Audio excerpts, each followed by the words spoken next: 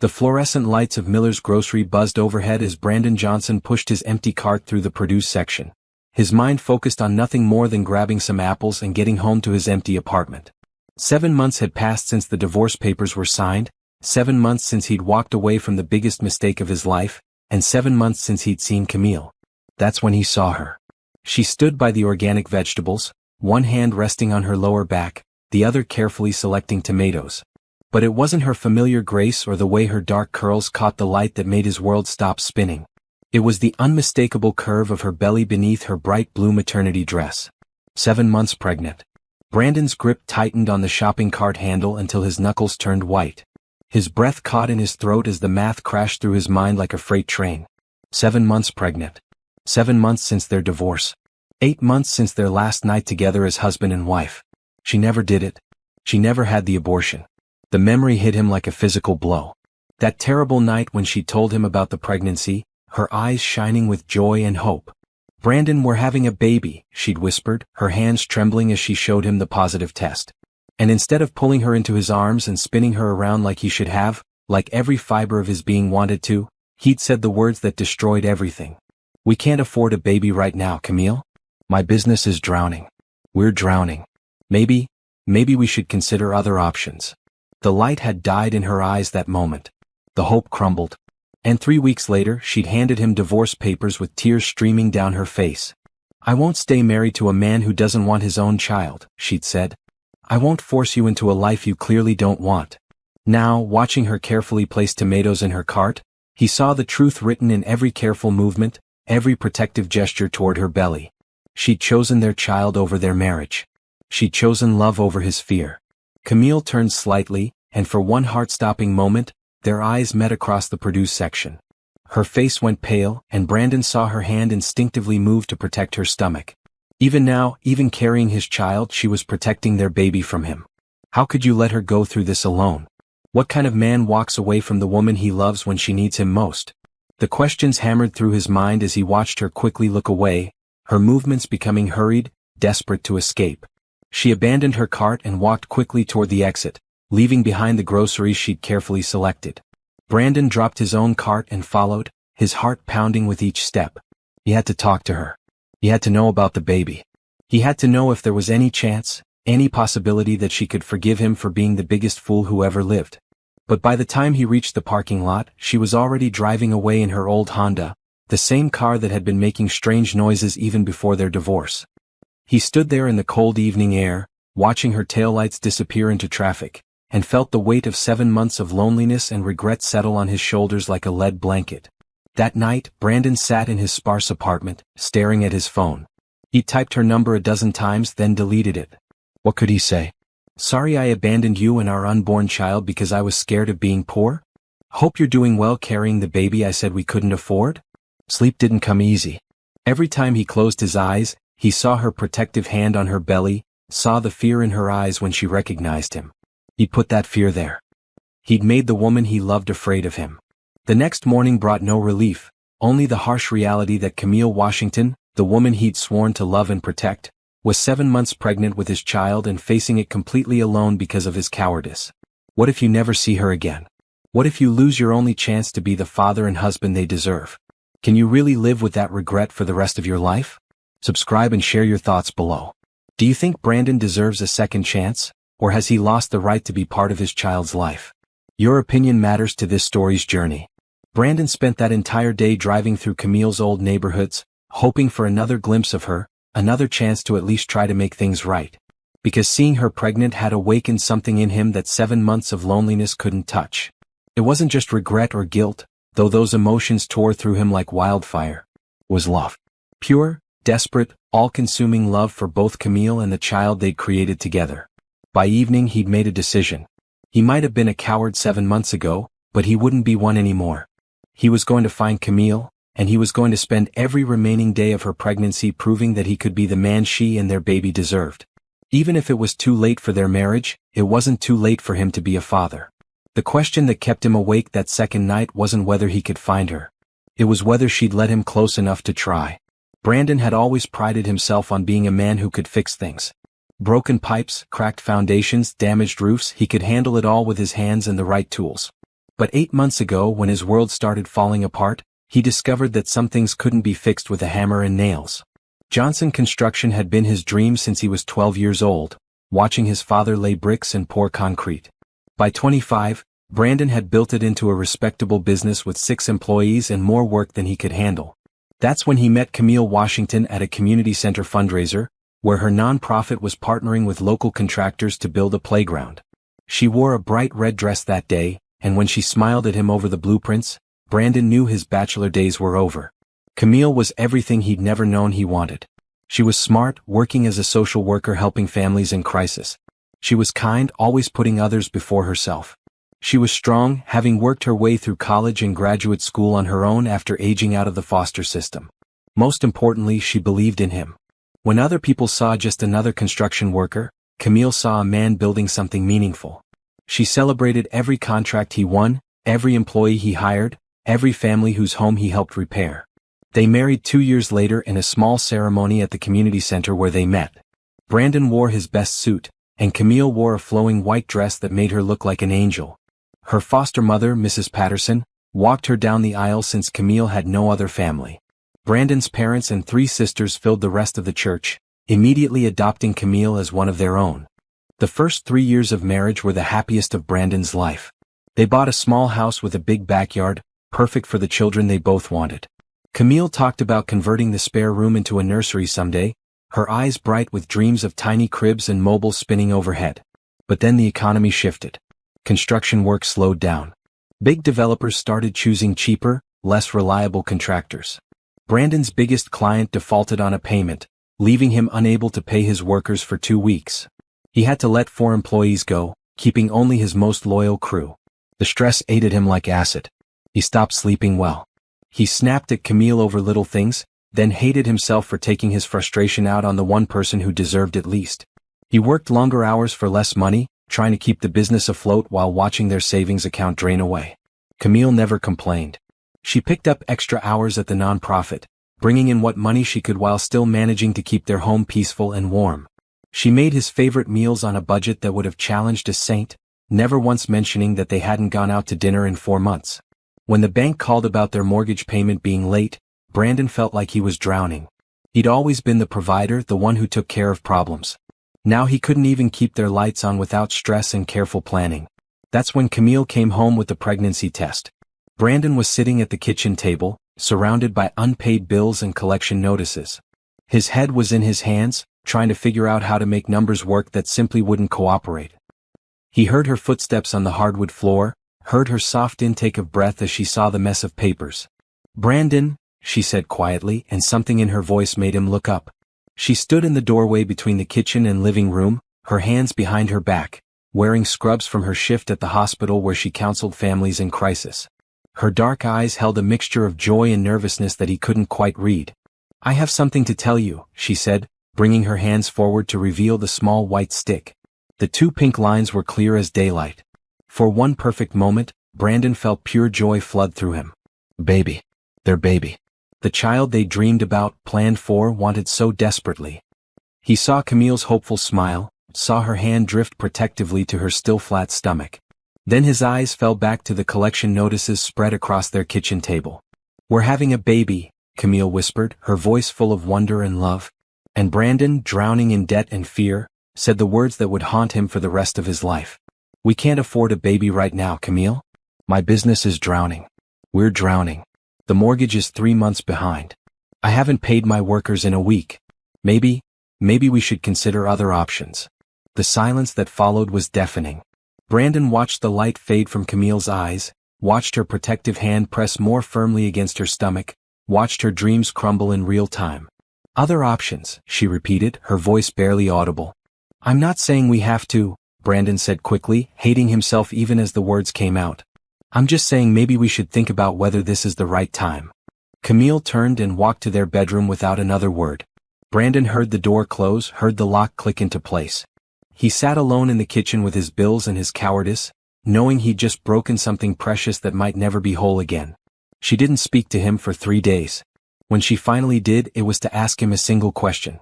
"Do you want this baby, Brandon? Not can we afford it, not is the timing right. Do you want our child?" And Brandon, still drowning in fear and financial panic, gave her an honest answer that destroyed them both. "I don't know." 2 weeks later, Camille moved in with Mrs. Patterson. A week after that, she filed for divorce. The papers cited irreconcilable differences, but Brandon knew the truth. He'd failed as a husband when she needed him most. He'd chosen his fear over their love. Now, 7 months later, seeing her pregnant and alone, Brandon finally understood what he'd thrown away. Not just a marriage but a family. Not just a wife, but a woman who would have stood by him through anything if he'd just had the courage to stand by her. The worst part wasn't even his own regret. It was knowing that Camille had faced the last 7 months alone. Every doctor's appointment, every sleepless night wondering about the future, every moment of joy at feeling their baby kick, she'd experienced it all without the man who'd promised to love and protect her forever. Brandon stared out his apartment window at the city lights and made himself a promise. He might not be able to change the past, but he could spend whatever time remained proving he was ready to be the father and partner they deserved. Even if it was 7 months too late. The next 3 days passed in a blur of restless energy and careful planning. Brandon found himself driving past Miller's grocery every evening around 6, hoping to catch another glimpse of Camille. On Thursday, his patience was rewarded. She emerged from the store carrying 2 small bags, moving slowly and carefully. Brandon parked across the street and watched as she loaded her groceries into the back seat of her Honda. The car was older now, showing more rust around the wheel wells, and when she started it, even from his distance he could hear the engine cough and struggle. When she pulled out of the parking lot, Brandon followed at a careful distance. He wasn't proud of what he was doing, but he needed to know where she lived, needed to understand how she was managing on her own. The drive led through increasingly modest neighborhoods until Camille turned into the parking lot of Sunset Gardens Apartments, a complex that had seen better days but was clean and well-maintained. She parked in front of Building C and Brandon watched from the street as she gathered her groceries and made her way slowly up an exterior staircase to the second floor. Apartment 2C. He memorized the number and the sight of her bright green maternity top disappearing behind a door that needed a fresh coat of paint. That weekend, Brandon drove past the complex several times, each visit adding details to his mental picture of Camille's new life. The parking lot had several other pregnant women and young mothers, suggesting the apartments were affordable family housing. There was a small playground behind the buildings where children played while their parents watched from nearby benches. On Sunday morning he saw her again. She emerged from her apartment wearing a purple maternity dress and carrying a small purse, walking carefully down the stairs. She was going to church, he realized, probably Mount Calvary Baptist where they used to attend together. The urge to follow her there was overwhelming, but Brandon forced himself to drive away instead. Church was her sanctuary and he wouldn't invade that space. He'd caused her enough pain already. Monday evening brought rain, and Brandon was parked across from the grocery store when he saw Camille's Honda pull into the lot. Through the downpour, he watched her hurry into the store, her hands protecting her belly from the weather. 20 minutes later, she emerged with her groceries, but the rain had gotten worse. Brandon watched her struggle to load her bags while trying to stay dry, and every instinct screamed at him to help. But he stayed in his truck, knowing his presence would only upset her. Camille drove home through the heavy rain, and Brandon followed at his usual careful distance. But as she turned into the apartment complex, her Honda suddenly veered to the right and came to a stop in a parking space with steam rising from under the hood. Brandon pulled over and watched as Camille sat in her car for several long moments, probably waiting for the engine to cool down. When she finally got out, she popped the hood and stared at the engine like she was hoping divine intervention might fix whatever was wrong. This time Brandon couldn't stay away. He grabbed an umbrella from behind his seat and jogged across the street. Camille looked up as he approached, and he saw the exact moment recognition hit her. Her face went pale and her hand moved instinctively to her belly. "Car trouble?" he asked, trying to keep his voice casual despite the way his heart was hammering. "It's fine," Camille said quickly, stepping back from the engine. "I'll call someone." "In this rain? Let me just take a quick look." Brandon moved to the front of the car and immediately saw the problem. A radiator hose had burst, spraying coolant everywhere. It was an easy fix, but not something that could be done in a parking lot during a rainstorm. "Your radiator hose blew," he said, closing the hood. "You'll need to have it towed." Camille looked at the rain, then at her groceries in the back seat, then at her apartment building across the parking lot.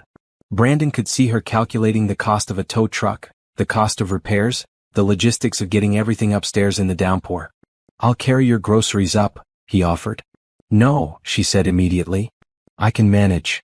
Camille, it's pouring rain, you're 7 months pregnant and those bags are heavy. Please let me help. She looked at him for a long moment, rain dripping from her hair despite the umbrella he was trying to share with her.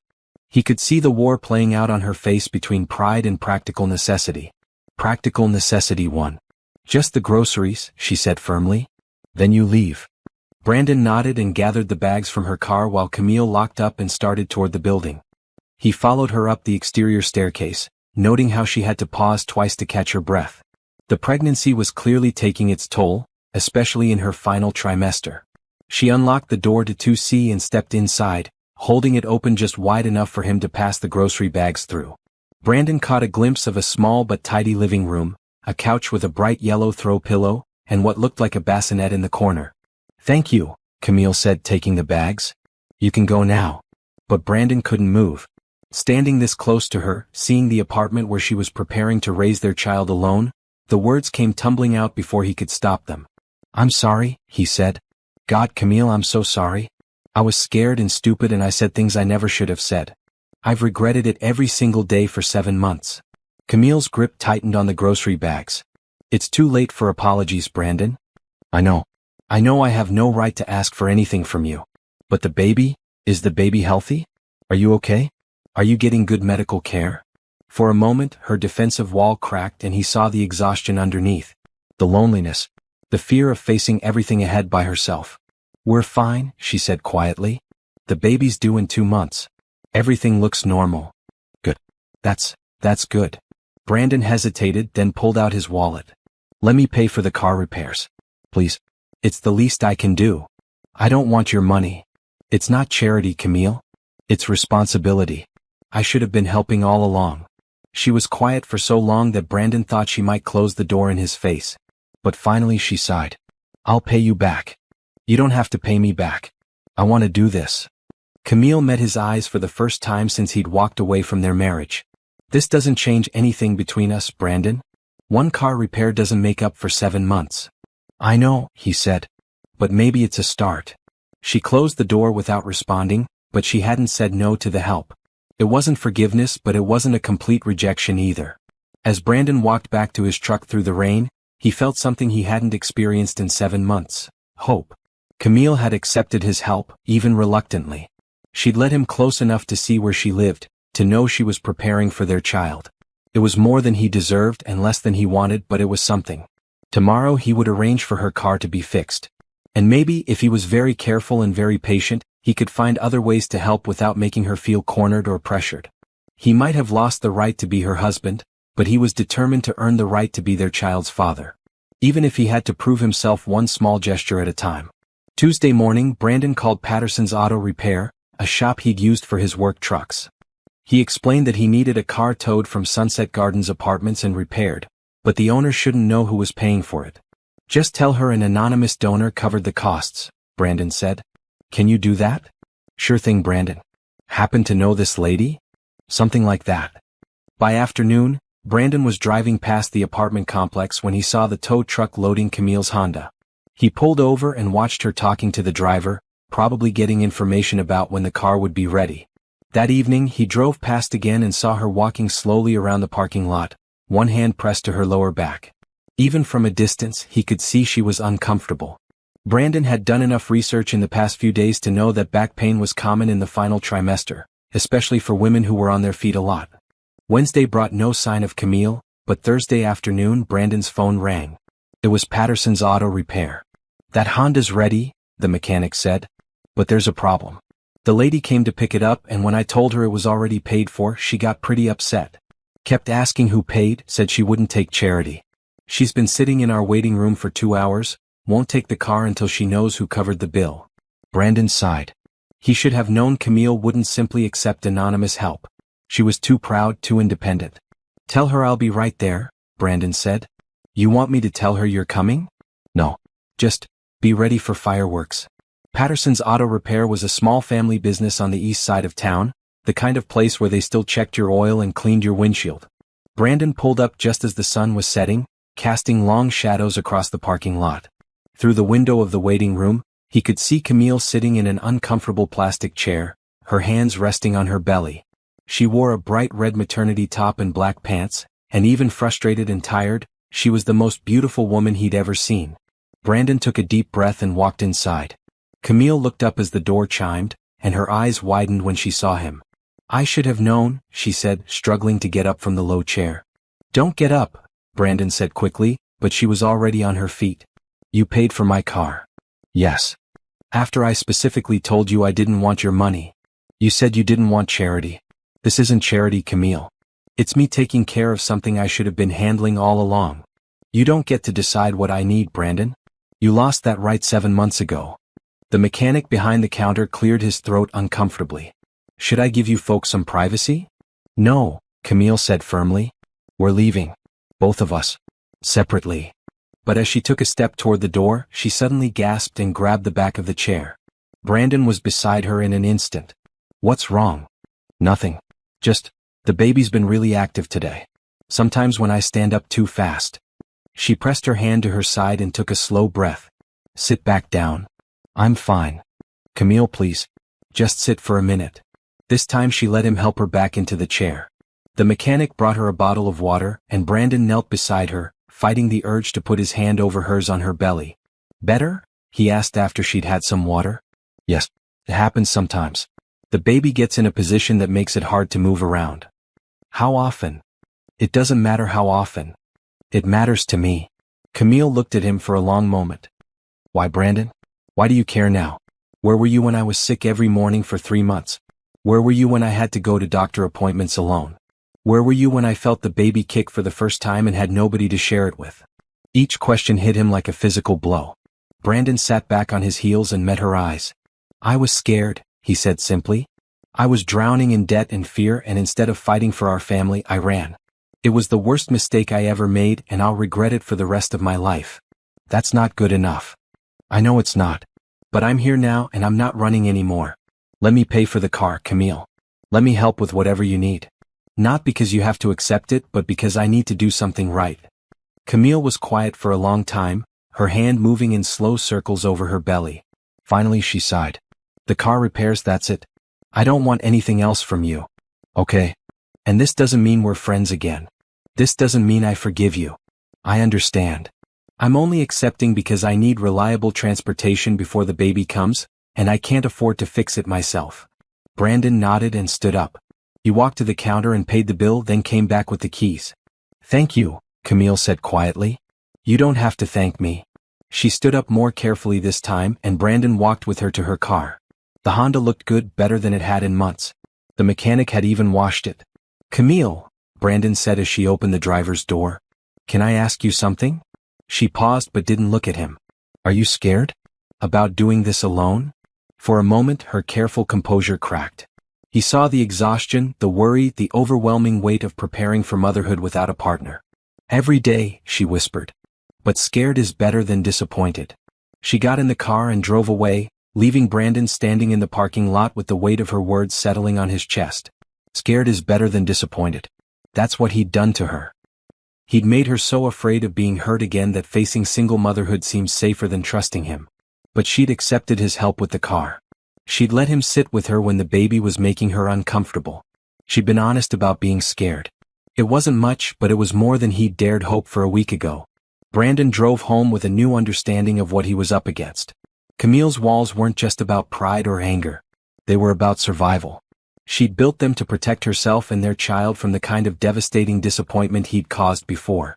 If he wanted a chance to be part of their lives, he'd have to prove he was worth the risk of trusting again. And he had less than 2 months to do it. The next morning, Brandon stood in the floral section of Miller's grocery, staring at an array of flowers and feeling completely out of his depth. "What kind of flowers did you send to your pregnant ex-wife to say, 'I'm sorry I was a coward, but I'm trying to change,' without seeming pushy or desperate?" "Can I help you?" asked an elderly woman arranging bouquets nearby.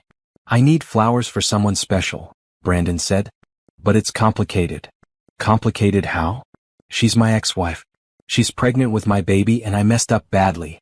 I want to show her I care without making her feel pressured." The woman studied him for a moment. "What's her favorite flower?" "Sunflowers," Brandon said without hesitation. "She always said they were happy flowers." "Then sunflowers it is. But not too many." 3 or 4 stems, simple and sweet. Brandon bought a small bouquet of sunflowers and drove to Camille's apartment complex. He climbed the stairs to 2C and left the flowers by her door with a simple note. "Thank you for letting me help yesterday. I hope these make you smile. B." Then he went to work, spending the day installing cabinets in a kitchen remodel and trying not to think about whether Camille had found the flowers. That evening, as he drove past the complex, he saw that the flowers were gone from her doorstep. Either she'd taken them inside, or she'd thrown them away. He chose to believe the former. Friday morning brought a call from his bank that changed everything. "Mr. Johnson? This is Carol from First National. I have some interesting news about your construction business." Brandon's stomach dropped. More bad news was the last thing he needed. "Montclair Development Group has been asking about you," Carol continued. "They want to discuss a major contract. Apparently, someone recommended your work." "Montclair Development? They're huge." "I know. They'd like to meet with you Monday morning. This could be exactly what your business needs." Brandon hung up the phone in a daze. Montclair Development handled multi-million-dollar projects across the state. If they were serious about hiring Johnson Construction, it could solve all his financial problems overnight. But first he had a weekend to get through and a woman to convince that he'd changed. Saturday morning, Brandon was grocery shopping when he had an idea.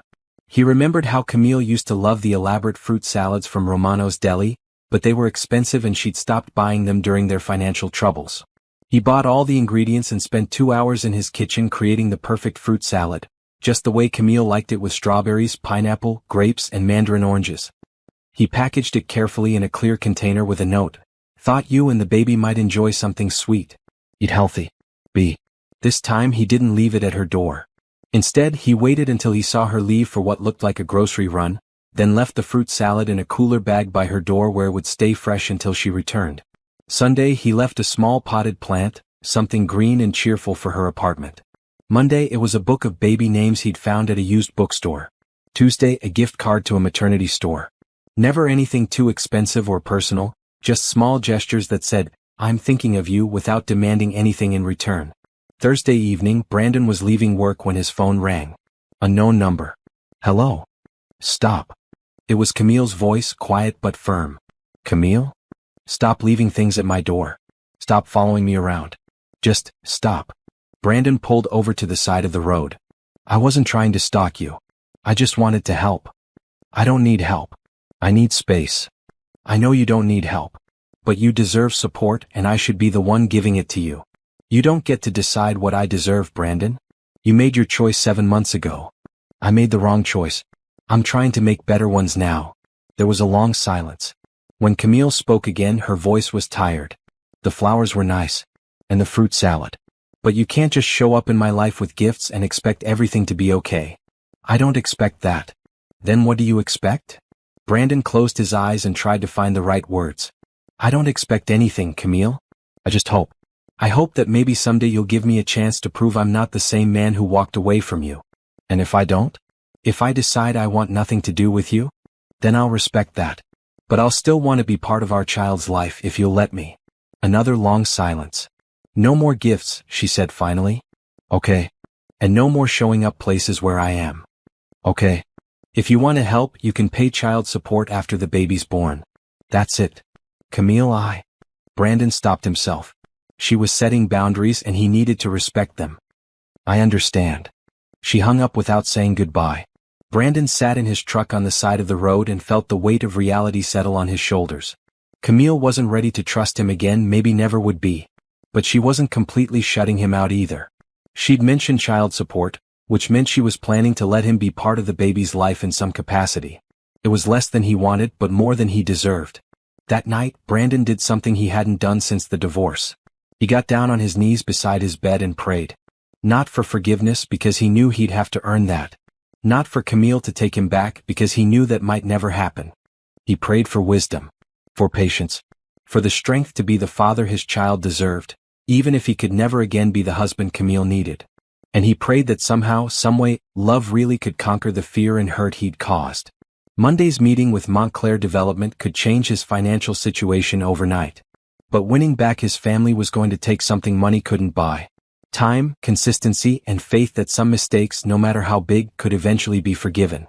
What would you do in Brandon's situation? Is persistence romantic or pushy? Share your thoughts below and don't forget to subscribe for the next chapter. Monday morning arrived with a mixture of nervous energy and cautious hope. Brandon put on his best suit, the same one he'd worn to his wedding, and drove to the Montclair development offices downtown. The sleek glass building was intimidating, but he'd learned not to let appearances shake his confidence. The meeting went better than he'd dared dream. Richard Montclair himself, a distinguished man in his 60s, sat across the conference table and outlined a project that would keep Brandon's company busy for the next 18 months. We're developing a new residential community on the north side, Montclair explained. 50 homes plus a community center. We need a contractor who understands quality construction and can work within our timeline. I can handle that, Brandon said, trying to keep his voice steady. I know you can. Patricia Chin spoke very highly of your work. Brandon frowned. I don't think I know anyone named Patricia Chin. Montclair smiled. She knows you though. Her nonprofit has worked with your company on several community projects. She said you were the most honest contractor she'd ever dealt with, that you always put quality and integrity above profit. The realization hit Brandon like lightning. Patricia Chin ran the Community Development Alliance, the same nonprofit where Camille worked. Someone had recommended him for the biggest contract of his career, and he had a feeling he knew who. The meeting lasted 2 hours, ending with a handshake and a contract worth more money than Brandon had made in the past 2 years combined. As he walked to his truck, his phone was already buzzing with calls from suppliers and subcontractors he'd had to let go. By evening he could have his full crew back to work. But first he had to see Camille. He drove to her apartment complex, not to leave gifts or spy on her routine, but because he needed to know if she was the one who'd changed his life with a single recommendation. Camille was sitting on the bench near the playground, watching children play while she rubbed her lower back.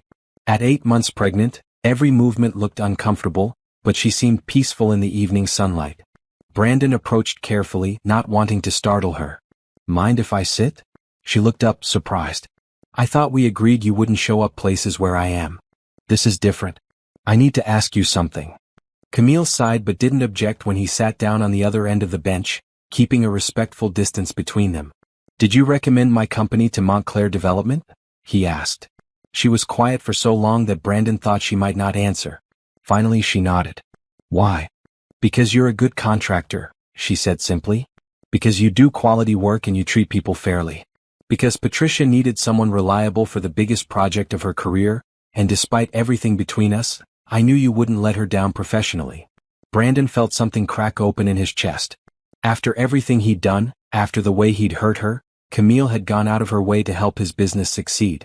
You gave me my life back, he said quietly. That contract. It's enough work to support my entire crew for the next 1.5 years. It's enough to save my business. Good. I'm glad. Why, Camille? After the way I treated you, why would you help me? She turned to look at him for the first time since he'd sat down. Because our child deserves a father who can provide. Because I remember the man you used to be before fear made you cruel. And because no matter how angry I am at you, I don't want to see you fail. The simple generosity of it, the way she'd put their child's welfare above her own hurt, made Brandon's eyes burn with unshed tears. I don't deserve your kindness. No, Camille agreed. You don't. But I'm not doing it for you. I'm doing it for this baby. They sat in comfortable silence for a few minutes, watching the children play. Brandon noticed how Camille's hand moved constantly over her belly, how she shifted position every few minutes trying to get comfortable. Can I ask how you're feeling? Really feeling? Tired, she admitted. Everything hurts. I can't sleep because the baby kicks all night. I can't eat much because there's no room in my stomach. And I'm scared. About the birth? About everything. About labor and delivery, about taking care of a newborn alone, about being a good mother. She paused. About you. About me? About what happens when the baby comes. About whether you'll disappear again when things get hard. About whether I should even give you the chance to hurt our child the way you hurt me. Brandon wanted to promise her that would never happen, wanted to swear he'd changed, but he knew words were meaningless now. Only his actions would matter. What if I prove myself first? He asked. What if I show you I'm reliable before the baby comes? How? Let me help you get ready. Let me come to a doctor's appointment with you. Let me help set up the nursery. Let me be there for the small stuff so you can trust me with the big stuff. Camille was quiet for a long time, her hand tracing patterns on her belly. 1 appointment, she said finally. I have a checkup next Thursday at 2. You can come to that, but you sit quietly and don't ask the doctor a million questions. You're there to observe, not to take over. Thank you. This doesn't mean I trust you again, Brandon. This means I'm giving you one chance to show me you've changed. Don't waste it. I won't. As if on cue, Camille suddenly gasped and pressed both hands to her side. Oh. What's wrong? Nothing's wrong. The baby's just, here, give me your hand. Before Brandon could think about it, Camille had grabbed his hand and pressed it against her belly. For a moment nothing happened. Then he felt it, a strong, distinct movement against his palm. Their baby was kicking. Brandon's breath caught as he felt another kick, then another. This tiny person, this child they'd created together, was real and strong and very much alive. That's our baby, Camille said softly, watching his face. That's our baby, Brandon repeated, his voice thick with emotion. They sat like that for several minutes, Brandon's hand on Camille's belly, both of them marveling at each movement their child made. For those precious moments, the hurt and anger between them faded away, replaced by shared wonder at the miracle they'd created. When the baby settled down, Brandon reluctantly moved his hand away. Thank you, he said, for letting me feel that. The baby's been so active today. I think all the stress has them worked up. What stress? Camille hesitated, then sighed. Mrs. Patterson had to go into a nursing home last week. Her diabetes got worse and she can't live independently anymore. So I'm really alone now. Brandon's heart ached for her. Mrs. Patterson had been the closest thing to a mother Camille had ever known, the woman who'd taken her in when she aged out of foster care. I'm sorry. I know how much she means to you. She raised me when no one else would. And now she's in a place where I can only visit on weekends because of my work schedule. Camille's voice cracked slightly. She was supposed to be here when the baby came. She was going to help me those first few weeks. I can help you those first few weeks. Brandon, I know you don't trust me yet, but you need support and I need the chance to prove myself. Let me be there. Let me show you I'm not going anywhere this time. Camille looked at him for a long moment, then down at her hands folded over her belly. Come to the doctor's appointment on Thursday, she said. We'll see how that goes first. It wasn't a yes, but it wasn't a no either. Brandon nodded and stood up carefully, not wanting to break the fragile peace between them. I'll see you Thursday at 2, he said. As he walked back to his truck, Brandon felt lighter than he had in months. Camille had given him a chance, one chance to prove he was worthy of being their child's father. He wasn't going to waste it. Thursday afternoon found Brandon sitting in the waiting room of Dr. Sarah Martinez's obstetrics practice, surrounded by pregnant women and their partners. He'd arrived 15 minutes early wearing a button-down shirt and clean jeans, his hands folded carefully in his lap. When Camille walked in precisely at 1:55, wearing a bright blue maternity dress that made her glow, Brandon stood up immediately. Thank you for letting me come, he said quietly. Just remember what I said. You're here to observe. They checked in at the front desk, and Brandon noticed how the receptionist smiled warmly at Camille, clearly familiar with her. During the months they'd been apart, Camille had built relationships here, faced appointments and questions alone, made decisions about their child's health without him. The weight of what he'd missed settled heavily on his shoulders. Camille Washington, a nurse called and they followed her back to an examination room. The walls were covered with ultrasound photos and baby pictures, testimonials to the lives that had begun in this very space. Dr. Martinez entered a few minutes later, a warm woman in her 50s who greeted Camille with genuine affection. How are we feeling today? She asked, then noticed Brandon. And who do we have with us? This is Brandon, the baby's father, Camille said, her voice carefully neutral. Wonderful. It's so nice to meet you, Brandon. Are you excited about becoming a daddy? Yes, ma'am. Very excited. Dr. Martinez had Camille lie back on the examination table and began the routine checkup. Brandon watched, fascinated, as she measured Camille's belly, listened to the baby's heartbeat with a Doppler device, and checked her blood pressure. Everything looks perfect, Dr. Martinez announced. Baby's measuring right on schedule, heartbeat is strong and steady. How are you sleeping? Not great, Camille admitted. The baby's very active at night. That's normal in the 3rd trimester. Baby, are you listening in there?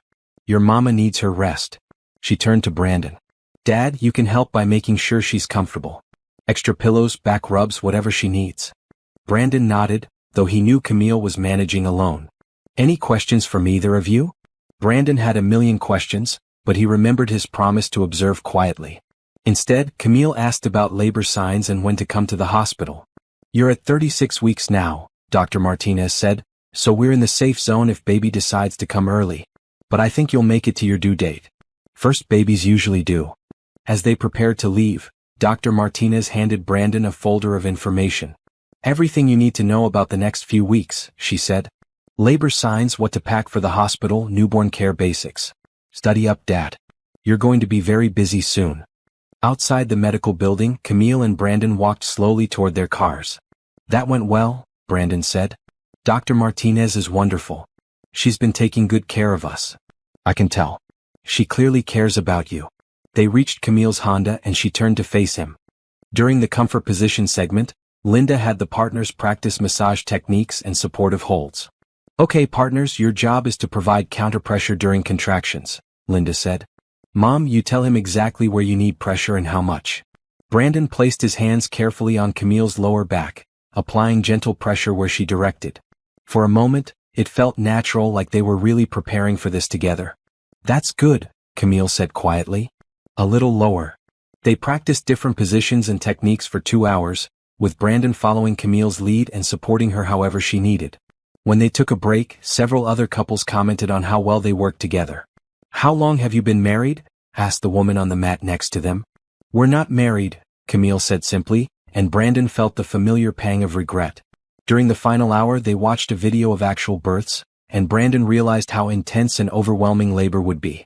The idea of Camille going through that alone, without someone to advocate for her and comfort her, made his chest tight with anxiety. As they packed up to leave, Linda handed each couple a birth plan worksheet.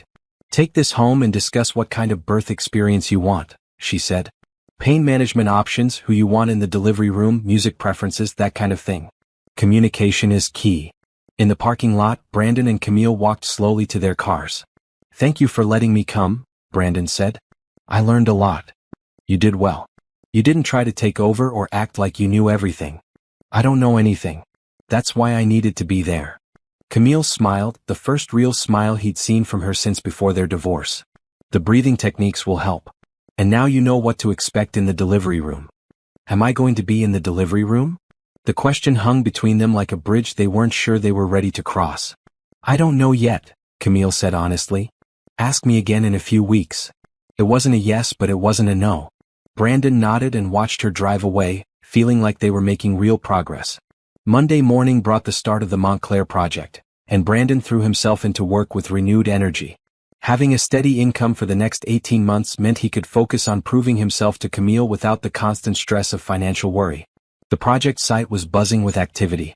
Brandon's crew of 6 men were back to work, grateful to have steady employment again. The work was challenging but satisfying, building homes that families would love for generations. Richard Montclair visited the site on Wednesday, walking through the framed houses with obvious satisfaction. Excellent work, Brandon, he said. You're ahead of schedule and the quality is exactly what we wanted. Thank you, sir. My crew is motivated to do their best. I can tell. Listen, I have another project starting in the fall. Smaller scale, but it might interest you. A community center for underprivileged youth. Brandon's ears perked up. Community projects were exactly the kind of work that had originally attracted Camille to him. I'd definitely be interested. Good. Patricia Chin will be overseeing that project as well. She speaks very highly of you. That evening, Brandon called Patricia Chin directly. I wanted to thank you for recommending me to Montclair, he said. This contract is going to save my business. You earned that recommendation with years of quality work, Patricia said. But I have to ask, how are things with Camille? Slowly improving, I hope. I'm trying to prove I've changed. Good. That girl has been through enough. She deserves someone who will stand by her. I know. I'm trying to be that someone, even if it's too late for us to be together. After hanging up, Brandon realized how many people cared about Camille, how many lives she'd touched through her work and her kindness. She deserved better than what he'd given her, but maybe it wasn't too late to become the man she deserved.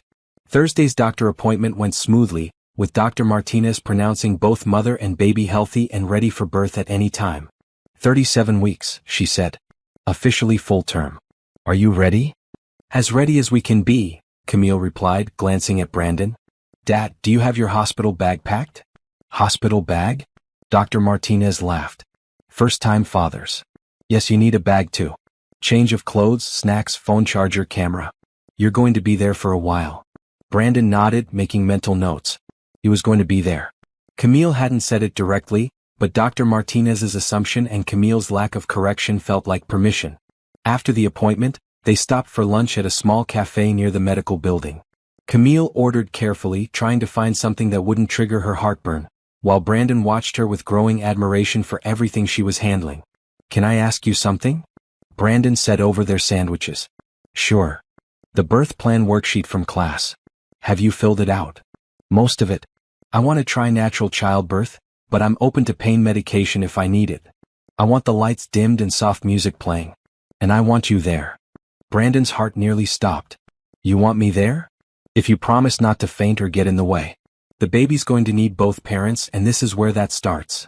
"I promise I won't faint. And you won't try to take over or make decisions for me. I'll follow your lead completely." Camille nodded and took another bite of her sandwich. "Good. Because in 2 or 3 weeks, we're going to become parents, ready or not." That evening, Brandon packed his hospital bag with the care of someone preparing for the most important event of his life. Change of clothes, toiletries, snacks, phone charger, and a small camera to capture their child's first moments. As he folded an extra shirt, his phone rang. It was his mother. "How's Camille doing, baby?" she asked. "Good. Tired but good. The baby could come any time now." "And how are things between you two?" "Better. She's letting me come to doctor appointments and childbirth class. She wants me in the delivery room when the baby comes." "That's wonderful, Brandon. But what happens after the baby's born?" It was the question that kept Brandon awake at night. He'd been so focused on earning his way back into Camille's life during pregnancy that he hadn't fully considered what came next. "I don't know, Mama. I just know I want to be the best father I can be. And the best husband? If she'll have me. But I'm not counting on that. I hurt her too badly. Love is a powerful thing, son. And you two created something beautiful together. Don't give up hope." After hanging up, Brandon sat in his quiet apartment and thought about the future. In a few weeks, he'd hold his child for the first time. He'd officially become a father, with all the responsibilities and joys that entailed. Whether Camille ever forgave him enough to be a family again remained to be seen. But for the first time in months, Brandon believed it might be possible. After all, miracles had been happening all around him lately. His business was thriving, Camille was trusting him again, and soon they'd welcome their child into the world. Maybe the biggest miracle of all was still to come. The phone call came at 2:47 a.m. on a Tuesday morning, jolting Brandon from deep sleep. "Brandon." Camille's voice was tight with anxiety. "I think something's wrong." Brandon was instantly awake, already reaching for his clothes. "What's happening?" "I've been having contractions for the past hour. They're not regular, but they're strong. And I'm bleeding a little bit. I'm on my way." "Are you calling the doctor?" "I already did. She said to come to the hospital." "Don't drive yourself. I'll be there in 10 minutes. Brandon threw on clothes and grabbed his keys, his heart pounding with fear and adrenaline. 38 weeks was full term, but something about Camille's voice told him this wasn't normal labor. He made it to her apartment in 8 minutes and found her sitting on her couch, breathing through a contraction with one hand pressed to her belly and the other gripping the arm of the sofa. "How bad is the pain?" he asked, kneeling beside her. "Bad. Different from the practice contractions." Another wave hit her and Camille doubled over, breathing hard. Brandon helped her to his truck, supporting her weight as they made their way carefully down the stairs. The ride to the hospital took 15 minutes that felt like hours, with Camille having 2 more contractions along the way. At Mercy General, they were taken immediately to a labor and delivery room where Dr. Martinez was waiting. "Let's see what's going on," she said calmly, helping Camille onto the bed and hooking her up to monitors. The next hour was a blur of tests and monitoring. The contractions were real but irregular. The bleeding was minor but concerning. The baby's heartbeat was strong, but Camille's blood pressure was elevated. "It's not active labor yet," Dr. Martinez finally announced. "But it's definitely early labor and I'm concerned about the bleeding and your blood pressure, Camille. I want to keep you here for observation." "Is the baby okay?" Brandon asked. "The baby is fine. But Camille's body is showing signs of stress. Sometimes that happens when mom is dealing with too much emotionally or physically." Dr. Martinez gave them a meaningful look. "Camille, is there anything going on at home that might be causing extra stress?" Camille glanced at Brandon, then looked away. "I've been doing everything alone for 8 months. I'm tired." "What about now? Do you have support for when the baby comes?" "Brandon's been helping recently, Camille said quietly. But I don't know what happens after the baby's born. Dr. Martinez nodded understanding. The uncertainty isn't good for you or the baby. You need to know what your support system looks like. She left them alone to rest, and Brandon pulled a chair close to Camille's bed. What can I do? He asked. How can I help reduce your stress? I don't know, Brandon. I'm scared. Of the birth. Of everything. Of labor, of taking care of a newborn, of doing it alone. Camille's voice cracked. Of trusting you and having you disappear again when things get hard. Brandon reached for her hand, and this time she didn't pull away. I'm not disappearing, he said firmly. I made that mistake once and it nearly destroyed the best thing that ever happened to me. I won't make it again. How do I know that? How do I know you won't get scared when the baby cries all night or when money gets tight again? Because I've been scared for 8 months without you and nothing could be worse than that. Because I'd rather face any challenge with you than face an easy life without you. Camille studied his face in the dim hospital lighting. The doctor's right. I need to know what my support system looks like. What do you want it to look like? I want help with night feedings. I want someone to hold the baby while I shower. I want someone to go to the grocery store when I'm too tired to leave the house. Camille paused. I want someone who won't run when parenthood gets overwhelming. I can be that someone. Can you? Really? Brandon squeezed her hand gently. Let me prove it. Let me move into your guest room for the first month after the baby's born. Let me be there for the night feedings and the grocery runs and the moments when you need a break. If I prove I can handle it, we can talk about something more permanent. And if you can't handle it? Then you'll know for sure and you can make decisions based on that. But Camille, I'm not going anywhere. I love you and I love our baby, and I'm done letting fear make my choices. The monitors showed Camille's blood pressure starting to stabilize as the stress in her face eased. 1 month, she said finally. You can stay for 1 month after the baby's born. But you sleep in the living room, not the guest room. I'm turning that into a nursery. Deal? And if you leave, if you decide parenthood is too hard, you don't get a second chance to come back. I understand. And Brandon? I'm not ready to talk about getting back together. This is about co-parenting, not romance. Brandon's heart ached, but he nodded. Co-parenting. I understand. Camille's contractions gradually stopped over the next few hours, and by morning, Dr. Martinez was satisfied that the immediate crisis had passed. Your blood pressure is back to normal and the baby looks great, she said. But I want you on modified bed rest for the next week. Light activity only, plenty of rest and no stress. I have to work, Camille protested. You have to prioritize this pregnancy. Can you take some time off? Camille looked worried. I have some saved vacation days, but I need to work until the baby comes. I can help with expenses, Brandon offered. Let me cover your bills for the next few weeks so you can rest properly. Brandon? It's not charity. It's taking care of our child by taking care of his mother. Dr. Martinez smiled. That sounds like a good support system to me. They spent the rest of the morning making plans. Brandon would pick up groceries and handle errands. Camille would rest and focus on staying healthy. They would finish setting up the nursery together, and Brandon would be on call 24/7 in case labor started again. As they prepared to leave the hospital, Camille turned to Brandon. Thank you for coming last night. For being there when I was scared. That's what partners do. Co-parents, Camille corrected. Co-parents, Brandon agreed. But in his heart he hoped that someday it might be more. The scare had shaken both of them, but it had also clarified something important. They were in this together now, whether as co-parents or something more. Their child deserved parents who could count on each other, and for the first time in months, it felt like they were building something that could last. As they drove home from the hospital, Brandon caught Camille looking at him with something that might have been the beginning of trust. It was a start. The contractions started again 4 days later, at 6:30 a.m. on a Sunday morning. This time they were different. Stronger, more regular, and accompanied by an unmistakable sense that today was the day. Camille called Brandon, her voice calm but determined. It's time. Are you sure? Oh, I'm sure. These are 5 minutes apart and getting stronger. Brandon was dressed and in his truck within 3 minutes.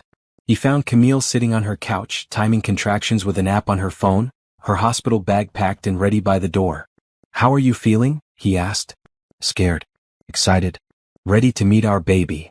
Another contraction hit, and Camille breathed through it with the techniques they'd learned in class.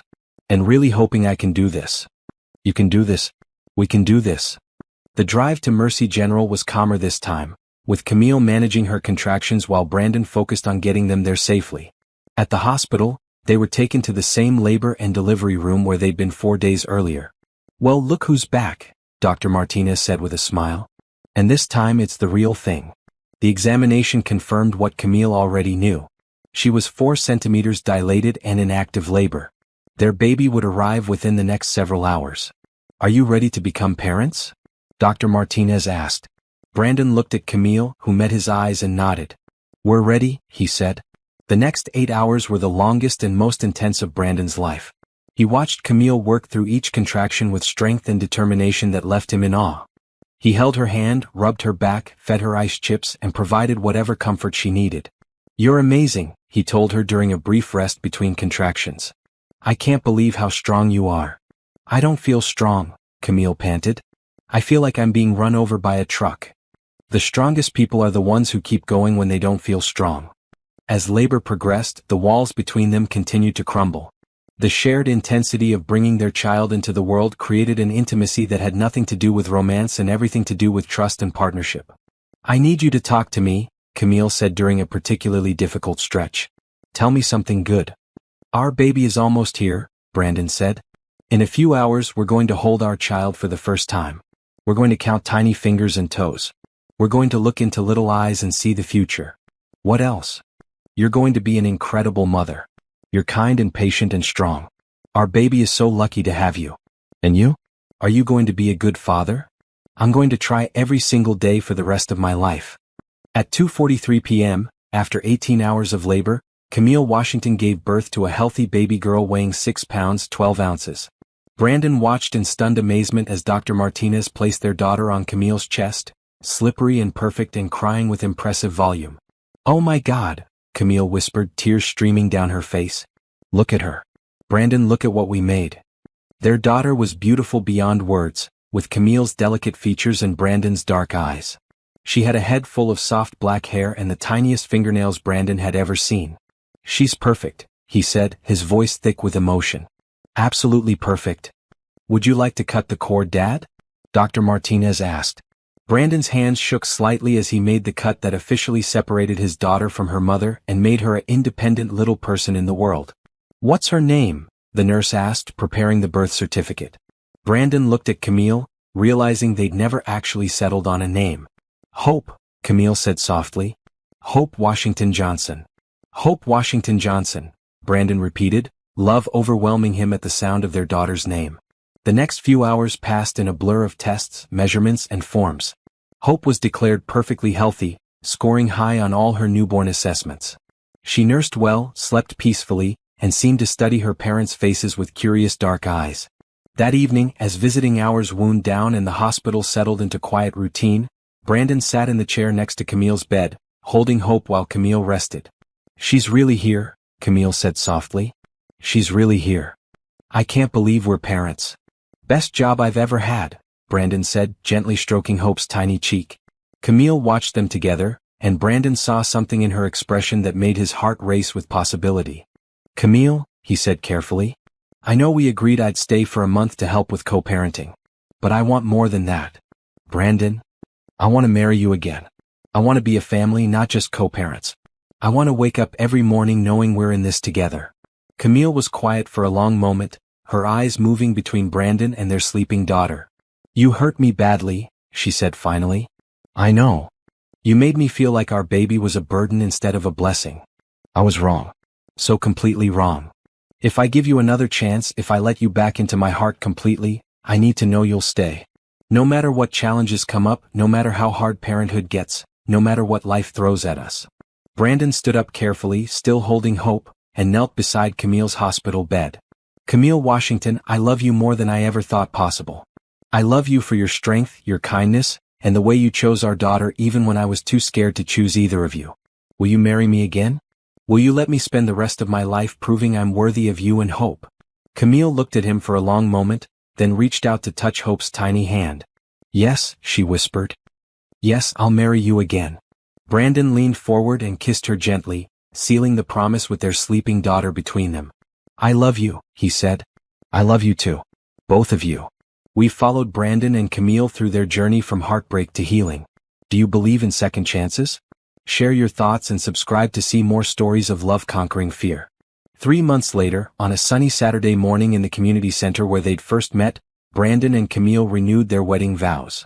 Hope slept peacefully in Camille's arms as they promised to love, honor, and support each other through whatever challenges life might bring. This time, Brandon meant every word. Their little family of 3 was living proof that love, when combined with commitment and the courage to change, could overcome even the biggest mistakes. And as they danced to their wedding song with hope between them, Brandon knew he'd never take this second chance for granted. Some stories end with happily ever after. But this story was just beginning, with every day offering new opportunities to choose love over fear, trust over doubt, and hope over despair. The name Hope had been perfect after all.